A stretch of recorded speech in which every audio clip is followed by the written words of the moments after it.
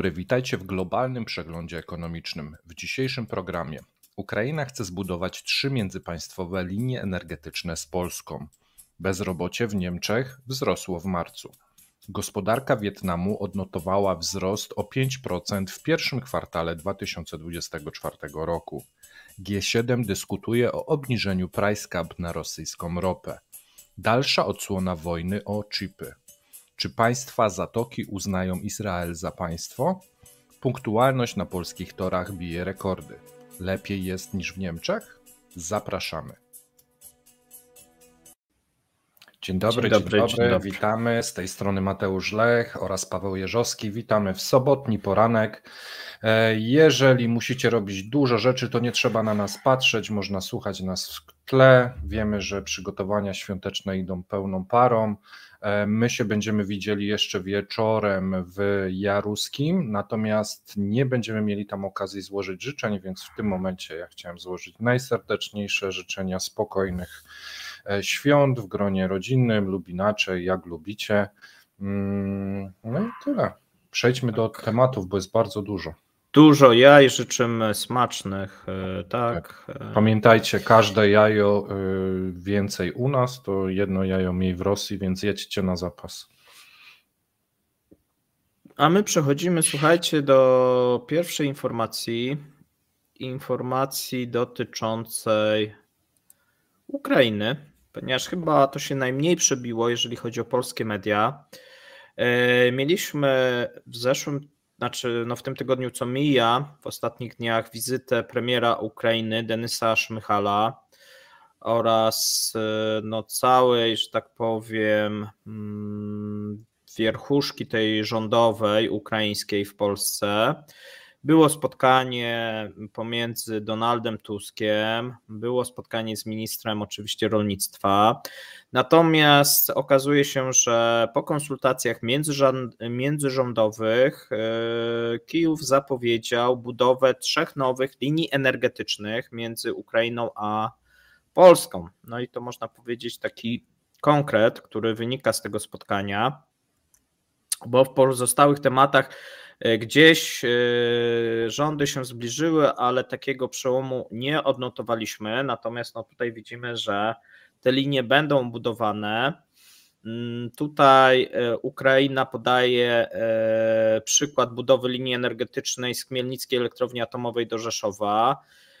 Według premiera Ukrainy pogłębi to integrację ukraińskiego systemu energetycznego z europejskim, a więc mamy nie tylko, tak jak widzimy do tej pory, no i tu też będzie rozbudowa, jeżeli chodzi o sieci gazowe i tutaj wymianę tego gazu i magazynowanie tego gazu na Ukrainie, no widzimy, że tutaj również będzie współpraca, jeżeli chodzi o sieci energetyczne. Dosyć dobra inicjatywa. Pomoże to na pewno ustabilizować system energetyczny, bo w tym momencie, kiedy trwają naloty dosyć agresywne ze strony państwa rosyjskiego, to Polska, jak i pozostałe kraje pomagają stabilizować bilans energetyczny Ukrainie, natomiast w przyszłości to byłoby nawet można powiedzieć, że w drugą stronę, ponieważ Ukraina powinna dysponować w czasie już pokoju nadwyżkami tej energii. Tak. No jeżeli też by się udało zbudować skuteczną obronę przeciwlotniczą i mieć przewagę w powietrzu, zobaczymy jak to będzie po dostarczeniu tych myśliwców, czy tutaj nie będzie jakiejś zmiany, no to te projekty mogłyby być bardzo korzystne dla obu stron. Tak. I zarówno dla Polski, jak i Ukrainy, jak i można mówić o całej współpracy pomiędzy Unią Europejską a Ukrainą.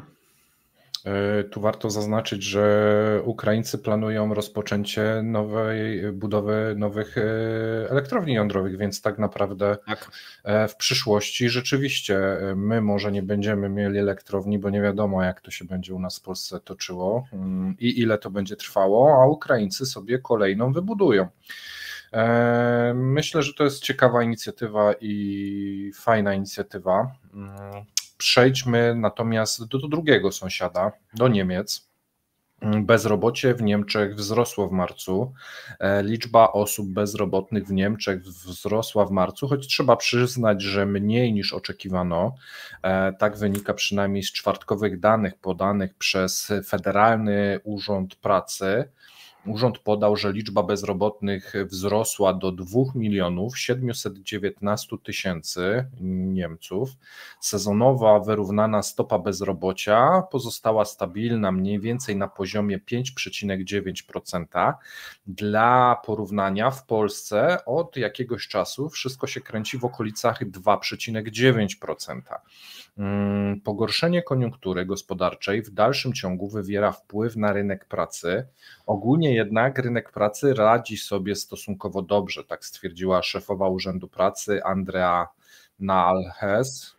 W marcu w Urzędzie Pracy w Niemczech zarejestrowano 707 000 ofert pracy i to jest o 70 000 ofert pracy mniej niż w tym samym okresie rok temu. W swojej wspólnej prognozie opublikowanej w środę czołowe niemieckie instytuty gospodarcze stwierdziły, że rynek pracy będzie wspierać konsumpcję prywatną, a bezrobocie prawdopodobnie wzrośnie, tylko nieznacznie. Następnie od połowy wiosny zacznie spadać, w ciągu roku stopa bezrobocia prawdopodobnie wyniesie 5,8, a w przyszłym roku spadnie do 5,5 podają, natomiast to jest wciąż bardzo daleko do wyniku polskiego. Znaczy, wiesz, to co niepokoi, to cały czas tak naprawdę od roku to bezrobocie rośnie, tak? Bo my sobie tak mówimy, tam 5 i 7, zaraz powiem, to no tak naprawdę to ono rośnie nawet wcześniej w sumie, od maja, bo w maju 2022 mieliśmy tych osób niezatrudnionych najmniej, natomiast no teraz, jeżeli mówimy o liczbowo, no to jest 2,7 miliona. Dużo jak na kraj, który ma być gospodarczą lokomotywą Europy, wiesz. Taką. Pierwszą gospodarką, no tu widzimy oczywiście, można powiedzieć, że to kwestie te covidowe miały znaczenie, natomiast wcześniej, tak, kiedy mieliśmy taki skok, natomiast no powoli zbliżamy się do tego rekordu właśnie z lipca 2020, gdzie było 2,9 miliona i to była największa wartość, a tak naprawdę do tej pory za Merkel, no to my wiedzieliśmy, że cały czas to bezrobocie spadało, tak? To bezrobocie spadało, potem po tym COVID-zie widzieliśmy takie, można powiedzieć, też nagły spadek. No i teraz znowuż widzimy od jakiegoś czasu wzrost tego bezrobocia, który postępuje, no można powiedzieć, no tak naprawdę jak konflikt. To też jest ciekawe, tak? Nie jest to związane, że konflikt aż tak mocno wpływa na Ukrainie, natomiast no od maja 2022 cały czas to bezrobocie rośnie i można powiedzieć, że te problemy utrzymują się, jeżeli chodzi o niemiecką gospodarkę. Tak, tu też trzeba zaznaczyć, że ja pamiętam, jak w Polsce było jedno z najwyższych bezroboci w Europie, chyba zaraz jak wchodziliśmy do Unii Europejskiej, a w tym momencie mamy najniższe lub prawie najniższe, my się tam pojedynkowaliśmy chyba z Czechami, więc to też pokazuje, jak w Polsce się zmieniła sytuacja na przestrzeni tych lat. I jeszcze dzisiaj wspomnimy o Polsce, porównując kolej polską do niemieckiej kolei, więc zapraszam na koniec odcinka, bo też wydaje mi się bardzo ciekawe spojrzenie na to. A teraz, żeby nie przedłużać, słuchaj Paweł, zapomnieliśmy o kubeczkach. No ale pamiętamy. Tak, to poproszę pierwszy. Chyba że dzisiaj ja pierwszy. Proszę bardzo. Czerwone. Bardzo proste, tak. To później będziesz mógł sobie dograć co chcesz. Pamiętajcie, kubeczki rozdajemy naszym wspaniałym wspierającym i patronom, którzy wiernie przy nas są, oglądają. Dziękujemy serdecznie. W ten sposób chcemy się Wam odwdzięczyć. Tak. Ja sobie zapiszę, żebym potem... Zapisałem Ci już. Tak? A, faktycznie. A my przechodzimy, słuchajcie, do ważnej informacji. U nas często Wietnam się pojawia, ale to nie przypadkiem, ponieważ gospodarka Wietnamu odnotowuje kolejny wzrost i można powiedzieć, jeżeli chodzi o kraje azjatyckie, no to za pierwszy kwartał najlepsze wyniki. Można powiedzieć, że mamy boom eksportowy i gdyby nie zamieszanie na Morzu Czerwonym, to byłoby jeszcze lepiej. Tak? Ogólnie gospodarki azjatyckie troszeczkę cierpią przez to zamieszanie z Houthim i z piratami somalijskimi. Natomiast mamy dane już za cały kwartał, przynajmniej taki prequel pierwszy, no i okazuje się, że produkt krajowy brutto w Wietnamie w pierwszym kwartale wzrósł o 5,66 w porównaniu z rokiem poprzednim. I co może cieszyć, no to powód tego wzrostu, bo powód jest związany z gwałtownym wzrostem eksportu. Tak pokazują dane opublikowane w piątek, dane rządowe.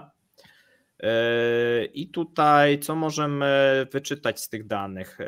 Mamy, jeżeli chodzi o ten pierwszy kwartał, styczeń, marzec, no to ten wzrost, tak jak powiedziałem, 5,6.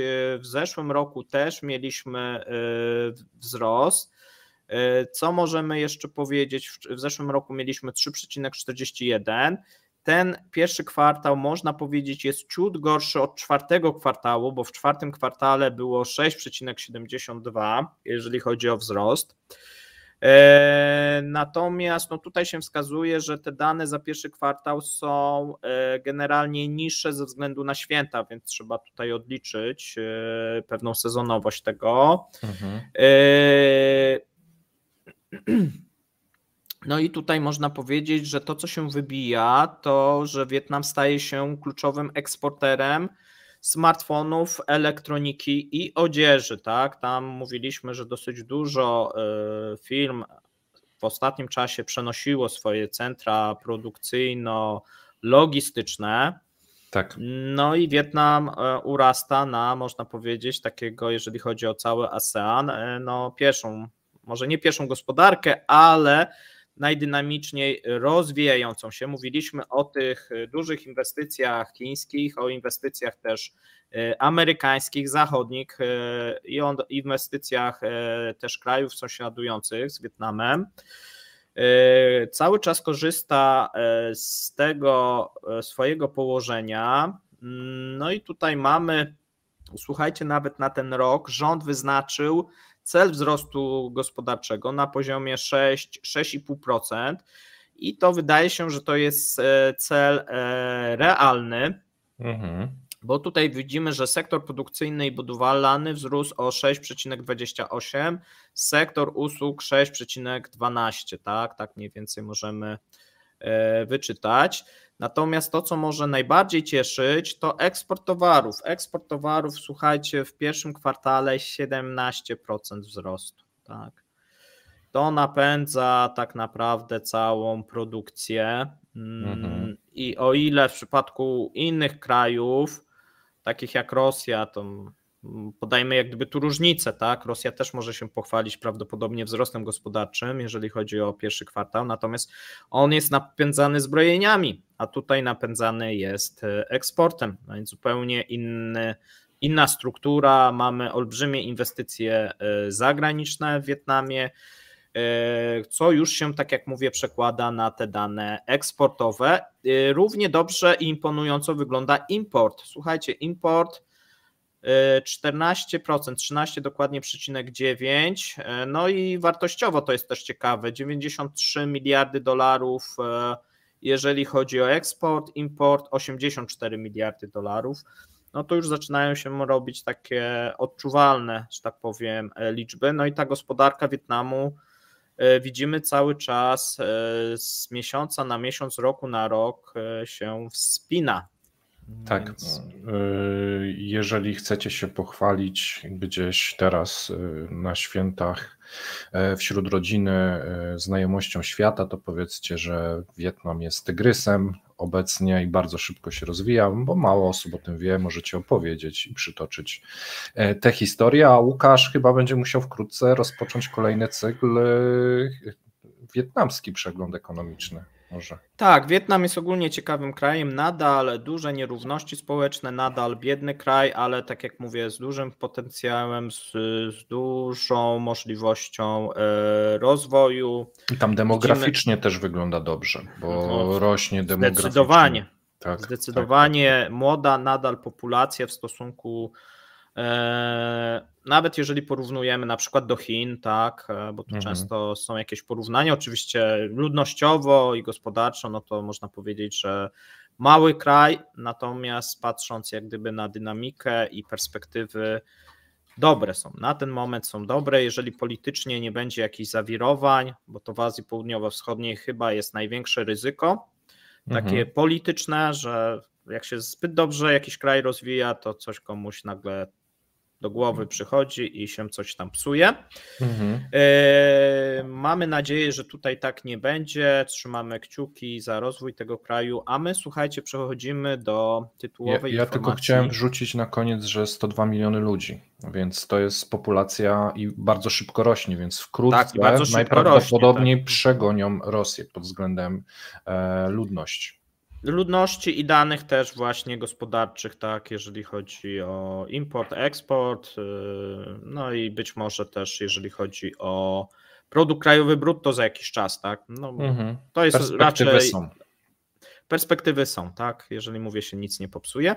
Natomiast my teraz przechodzimy do tytułowej informacji i w sumie będzie o Rosji, a dokładnie będzie o G7, ponieważ mamy nowy pomysł, który płynie ze Stanów Zjednoczonych i tutaj mieliśmy, cytowane było na tygodniu Jeffrey Piat, który oświadczył, że kraje G7 omawiają możliwości obniżenia pułapu cen rosyjskiej ropy naftowej. Tak powiedział na briefingu dla zagranicznych dziennikarzy. Powiedział, że Stany Zjednoczone i sojusznicy są zaangażowani w pracę na rzecz pozbawienia Rosji dochodów z ropy. I tutaj jest również informacja ze strony już rosyjskiej. Minister spraw zagranicznych Siergiej Ławrow, pytany na temat obniżenia limitu cen za rosyjską ropę, no go zapytali, co on na ten temat myśli, to on od razu powiedział, że $30, a więc już wiedział, co było dyskutowane, że jak gdyby obniżenie tego limitu, czyli tego price cap do $30 grozi Stanom Zjednoczonym poważnymi konsekwencjami gospodarczymi, czyli ktoś go dopytał jakimi, ktoś go dopytał jakimi, bo to by było, wiesz, pytanie przygważdżające, nie? Niestety, kurczę, ci dziennikarze nie znają się na tym, zadają pytanie, on odpalił coś, a wystarczyłoby powiedzieć, a jakie? I Ławrow był... Tak, według niego Moskwa ma nadzieję, że Waszyngton nie pojmie takiej decyzji, to znaczy, że bo jakby podjął, no to by się przewrócił, tak? I oni się tak martwią i on się tak martwi, że nie będzie tej decyzji.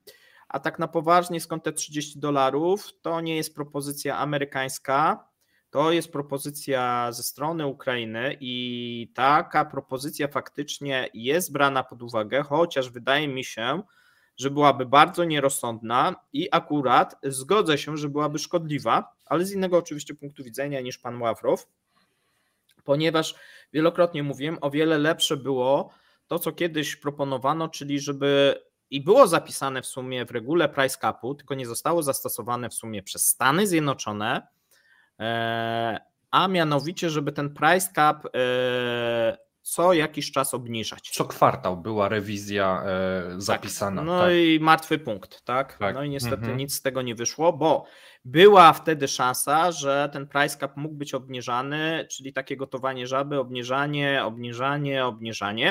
i to był bardzo dobry pomysł, tylko niestety nie udało się go zrealizować. No niestety z powodu, można powiedzieć, nacisków ze strony samych Amerykanów. Natomiast ponieważ zbliżają się wybory w Stanach Zjednoczonych, a ceny ropy naftowej utrzymują się na wysokim poziomie, no to jest pomysł tak naprawdę, żeby przed tymi wyborami Amerykanie coś spróbowali zrobić i obniżyli te ceny światowe. Jednym ze sposobów jest wprowadzenie price capu i przynajmniej chwilowe wymuszenie na rynkach, żeby ropa rosyjska była tańsza. Za ropą rosyjską bardzo często mogłaby pójść, chociaż nie musi ten scenariusz się ziścić, ropa arabska. Czyli jaki pomysł jest w połowie roku, czy powiedzmy na początku jesieni wprowadzamy price cap na poziomie przykładowo 50, 45, no jakiś sobie taki znajdziemy pułap, który jest realny, bo 30 wydaje się, dlaczego jest złe? Dlatego, że ono jest zbyt oddalone od dzisiejszych cen. Właśnie to chciałem opowiedzieć, że była sytuacja, gdy price cap był ustawiony na 60, a ropa dobijała gdzieś do okolic 90, 80 paru na rynku i ta różnica powodowała, że opłacało się obchodzić tą sankcję za pomocą floty cieni, ktoś na tym zarabiał prowizję i tak dalej. Jeżeli jest ta różnica za duża, no to w tej przestrzeni cenowej mogą działać różne osoby i może działać szary eksport, więc to musi być gdzieś tak zawsze wyliczone, żeby się nie opłacało za bardzo oszukiwać, ale znaczy żeby opłacało się, ale mało, tak? Tak, no bo jak właśnie będzie za dużo, no to te ceny będą zbliżone do obecnych cen i będzie taki martwy przepis. My wprowadzimy price cap i de facto tu Ławrow będzie miał na takim poziomie o tyle rację, że to nic nie da, tak? No bo to spowoduje, że znaczy ja nie rozumiem tego podejścia ukraińskiego, im się wydaje, ale to cały rząd tego Jermaka ma, jeżeli chodzi o energetykę, błędne podejście. Oczywiście mówię Jermaka, tak? No, mówię tutaj o prezydencie, bo w przypadku już Mychala jest troszeczkę lepiej, chociaż też nie do końca.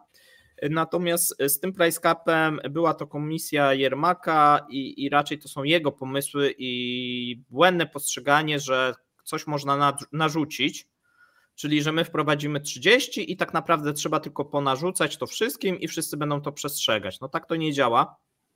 To znaczy może to by była gra na chwilowy chaos i załamanie chwilowych wpływów do budżetu. Wiesz, nie wiem. No. Nie zadziała to tak. No nie na ropie, tak. Tutaj to mogłoby przerabiane to było zaszkodzić. w zeszłym roku, że tak, to mogłoby, nawet jeżeli byłoby chwilowo, to mogłoby zaszkodzić, bo byś miał taki efekt, że ropa by jeszcze podrożała i jeszcze bardziej by się opłacało obchodzić. Bo tu jest temat taki, że price cap jest robiony, nie ma bana na rosyjską ropę, dlatego że odcięcie Rosjan od sprzedaży ropy ogólnie, globalnie spowodowałoby niedostatki najprawdopodobniej na rynku, co by wywindowało cenę w górę. No tak jak naczynia połączone, wlewacie ropę czy wodę, jak jest gdzieś mniej, no to gdzieś indziej musi się to wyrównać. I ta po prostu rosyjska ropa jest w tym całym obiegu, jeżeli jest jej mniej. Co prawda ona stanowi coraz mniej i to jest też taki pozytywny element, bo jeszcze jakiś czas temu Rosja produkowała 11 milionów, w czerwcu będzie produkowała 8,9, a więc widzimy, że jak gdyby tutaj naturalnie, ponieważ wolumen spada i naturalnie jest tu wyrównywane przez inne kierunki, no ale na to jest potrzebny czas, żeby to się wyrównało. Natomiast jeżeli teraz nagle by z rynku zniknęło kilka milionów baryłek, to jest szok. To wtedy byłby szok dla rynku i wtedy te inne gatunki mogłyby wystrzelić w górę.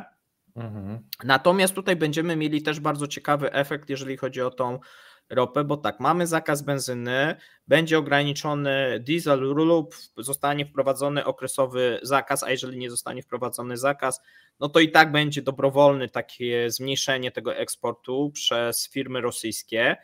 Bardzo ważny element, który obecnie Amerykanie świetnie moim zdaniem rozgrywają, albo trochę też z przypadków wyszło, czyli wydłużenie płatności i tak naprawdę olbrzymie problemy, jeżeli chodzi o płatności te transgraniczne, czyli trochę wychodzi tak, że Amerykanie trochę dla Rosjan działają, czyli Emiraty Arabskie, które tak naprawdę poblokowały, współpraca z Turcją poblokowane, współpraca z Indiami poblokowane, no i w tym momencie doszło do tego, że nie współpracując z Chinami, same Chiny poblokowały płatności Rosjanom, co powoduje, że już się mówi, na przykład jeżeli chodzi o Turcję, rozważa się jakoś pomoc państwa dla firm tureckich, ponieważ jest obawa, że niektóre płatności będą blokowane powyżej 6 miesięcy.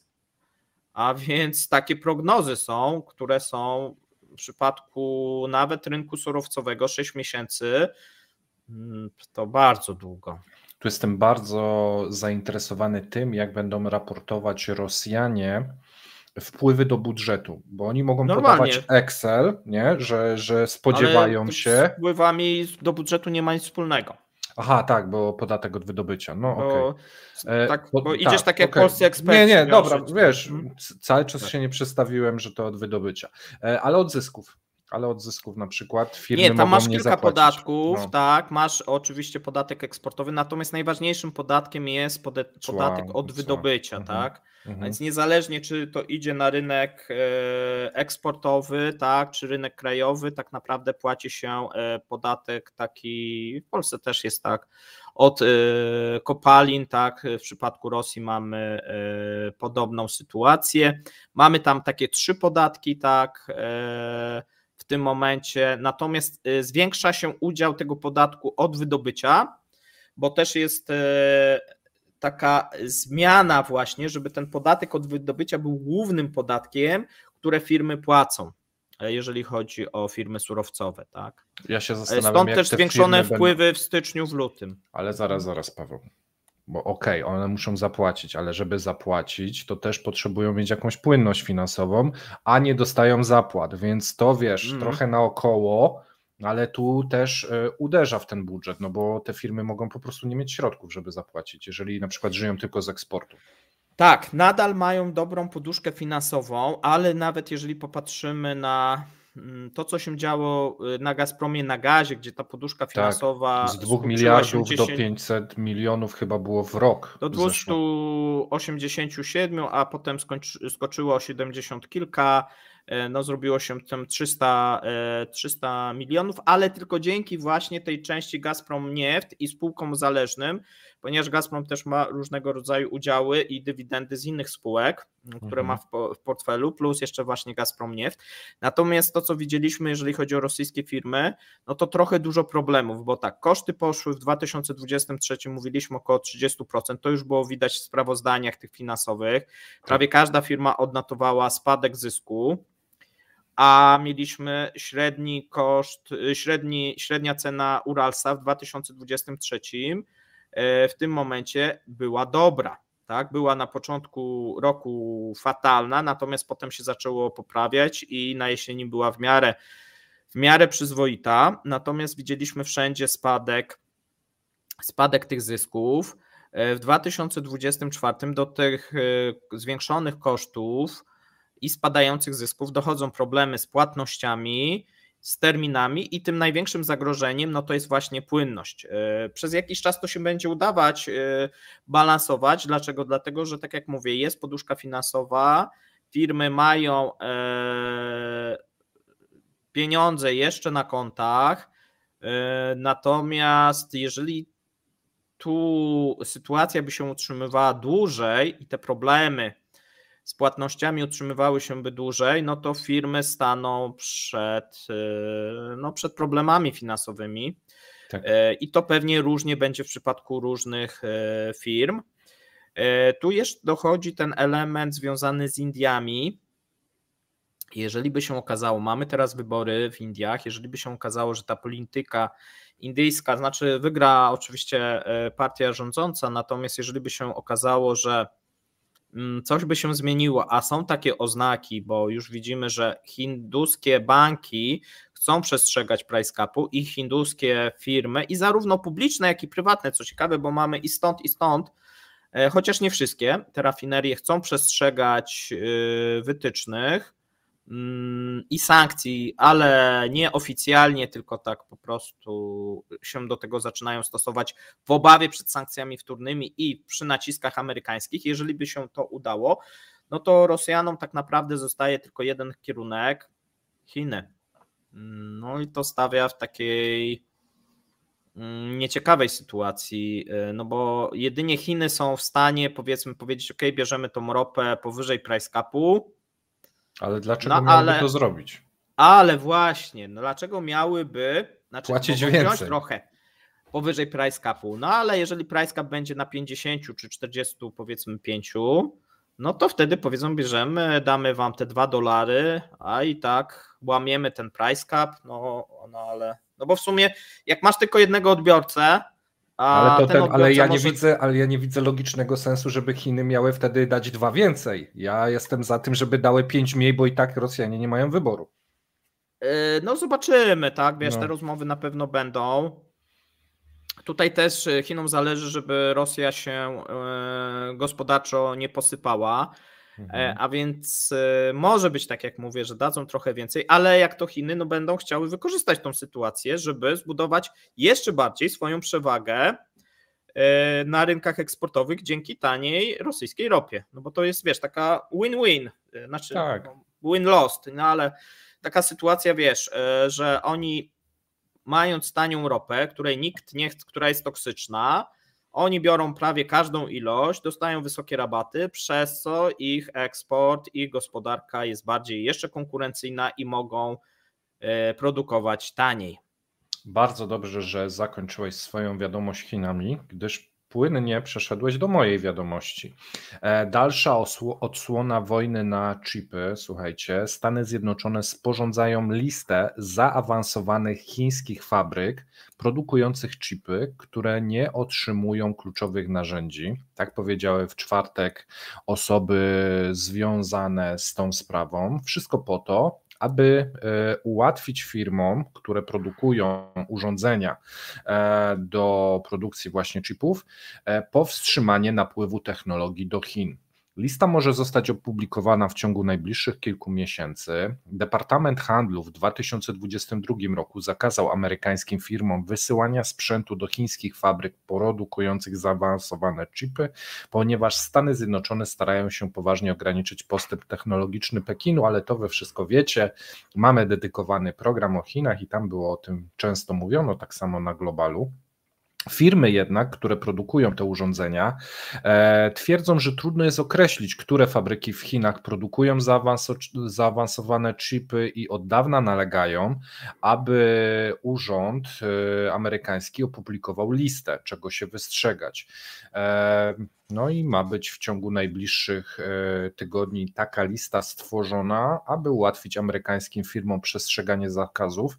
Tu może być to chyba dalej trudne, no bo mogą postawić nową firmę i później sobie przekazywać. To akurat nie wiem, czy jest jakiś sens. Chyba tylko całkowity zakaz wysyłki sprzętów do Chin, a to nie nastąpi. To nie nastąpi, o czym chyba będziecie mówili z Łukaszem Kobierskim jutro, że zachodnie firmy bardzo intensywnie siedzą, znaczy amerykańskie firmy, czy nie? Będziemy o tym mówić, tak, myślę, że to jest bardziej złożony, mniej czarno-biały, złożony, taki szary obraz tego z różnego rodzaju odcieniami, bo w sumie zarówno Europie, jak i Chinom, jak i Stanom Zjednoczonym zależy na współpracy, bo trudno przekreślić tą współpracę gospodarczą, bo po prostu to są duże biznesy. To byłyby miliardy strat, natomiast perspektywy na dalszą współpracę nie są za dobre. I o tym właśnie sobie opowiemy i o tych Chinach z Łukaszem Kobierskim. Już zapraszamy na niedzielny poranek po śniadaniu. Do śniadania. Jajecznym.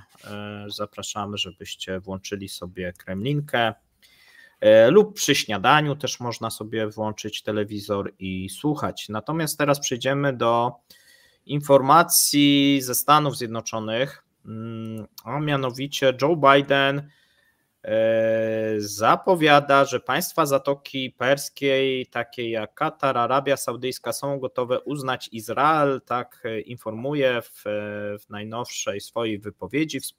Współpracuje z Saudyjczykami i wszystkimi innymi krajami arabskimi, w tym Egiptem, Jordanią, Katarem, są gotowi w pełni uznać Izrael, powiedział obecny szef Białego Domu. Biden podkreślił, że kraje Zatoki Perskiej, znaczy tam Egipt to może mniej jest Zatoki, no ale okej, jako pierwsze wyraziły gotowość do uznania Izraela.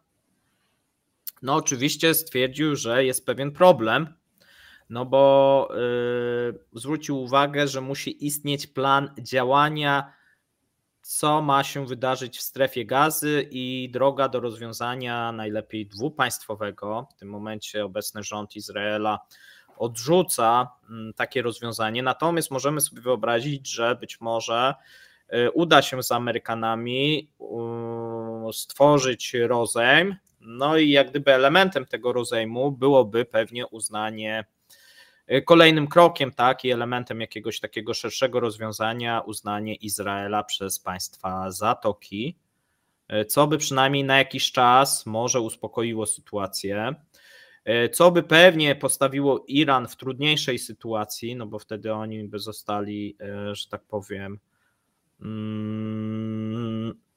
jako jeden znaczy może nie z niewielu, no ale jeden ten główny przeciwnik Izraela, co by pewnie zmieniło tą sytuację, no ale do tego jeszcze jest jakiś czas, bo według Bidena nie musi to nastąpić szybko, ale ważny jest postęp w tej kwestii.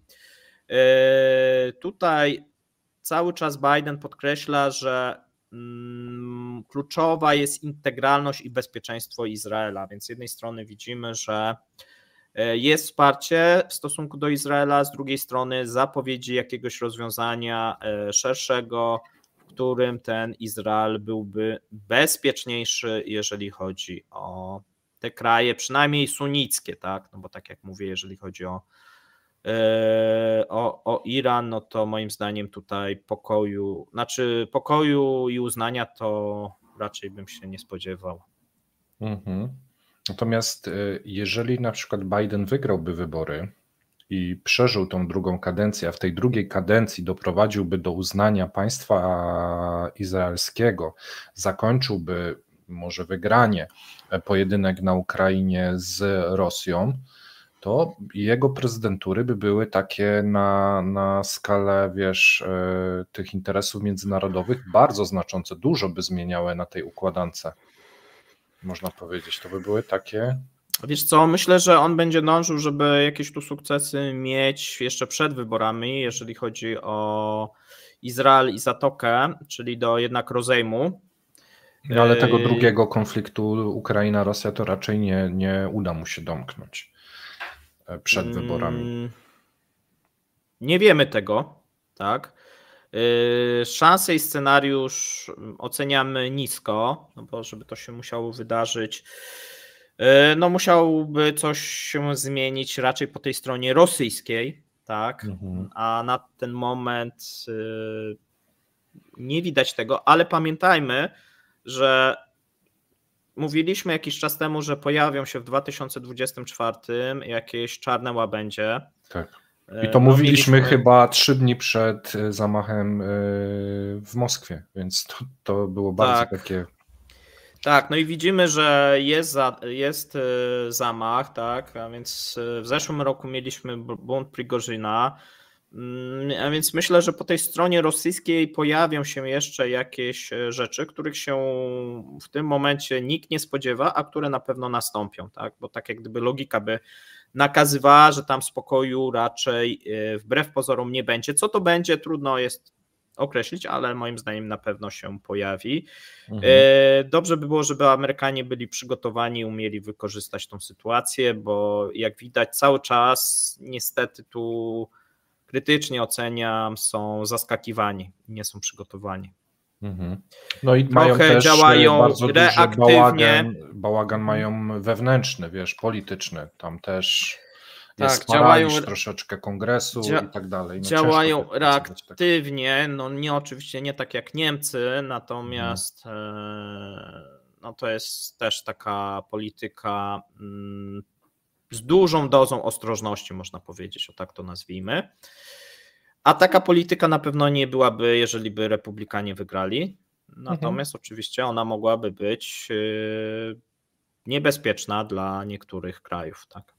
Tak, właśnie. Troszeczkę to, wiesz, co przypomina sklep ze składem porcelany i Biden tak stara się powoli przestawiać te filiżanki, Trump by wbiegł z młotkiem i mogłoby to, wiesz, rozwiązać, ale mogłoby troszeczkę potłuc tej porcelany po drodze. Tak. Dobra, przechodzimy do ostatniego materiału. Słuchajcie, trochę Polski, trochę ciekawych informacji o Polsce. Punktualność przewozów pasażerskich w 2023 roku wynosiła w Polsce 90,1%, co oznacza wzrost tego wskaźnika o prawie 1,5 punktu procentowego w porównaniu z 2022 roku i wzrost od 2021 roku, czyli mamy cały czas poprawę punktualności polskiej kolei.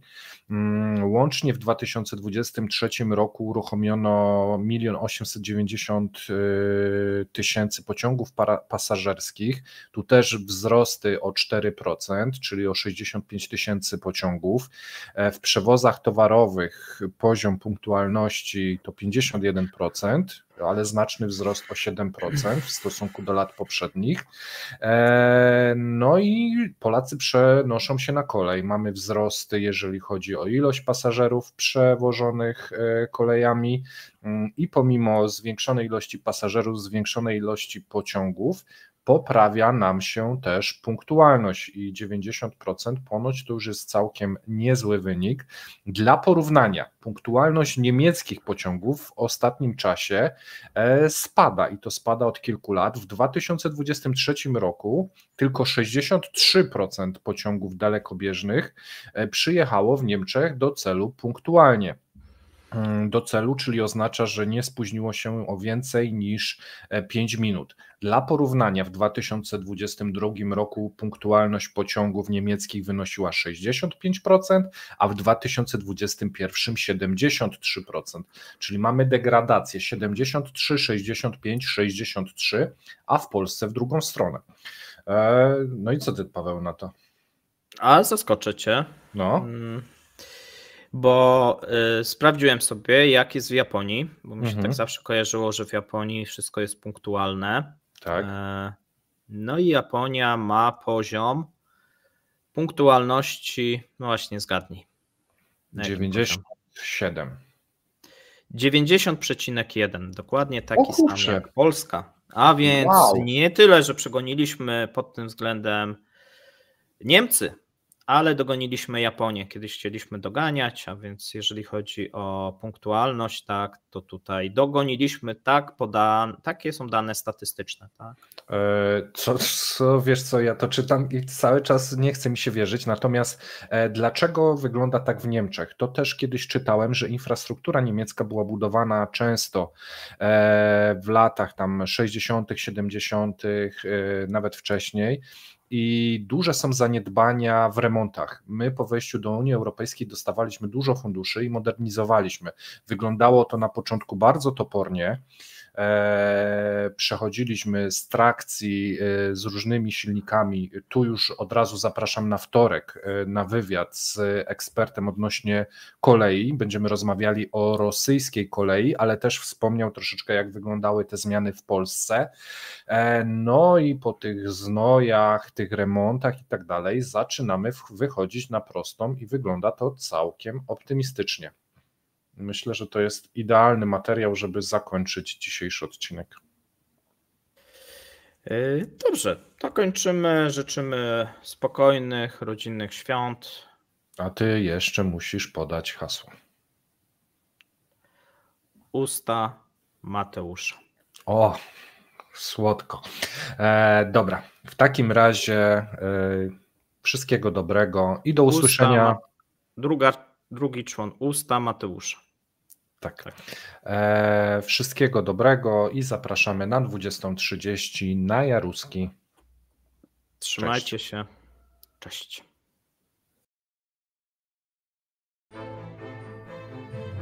Dziękujemy za obejrzenie materiału do końca. Zapraszamy kolejnego dnia. Trzymajcie się. Cześć.